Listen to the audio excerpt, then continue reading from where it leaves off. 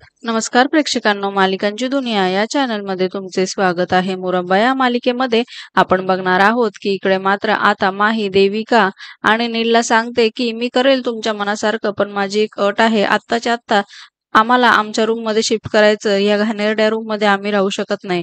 आणि माहीच्या म्हणण्याप्रमाणे ते दोघं रूम मध्ये नेतात। इकडे मात्र रूम मध्ये कोणी नसल्यावर रमा विचारते की जाऊ दे आता, कशाला उगाच त्यांच्या नादी लागते, ते खूप पोचलेली माणसं आहे। तेव्हा लगेचच माही म्हणते, बरोबर बोलते आहे तू, आता बघ मी त्यांना अजून वरती कशी पोचवते। आणि आता रमाला जो काही त्रास झालेला असतो त्या गोष्टीचा माही मात्र बदला घेण्याचा ठरवते।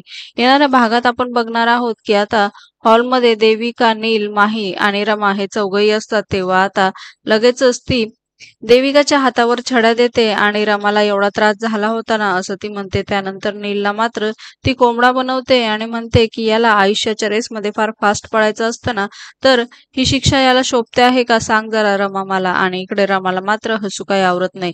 दुसरीकडे काका साई आणि त्याच्या आईशी बोलत असतात। तेव्हा लगेचच आता साई म्हणतो, याचा अर्थ तुम्ही ज्या मुलीचा आवाज ऐकला ते माहीचं घर आहे। आत्ता माझ्या सगळा पॉइंट लक्षात येतो आहे।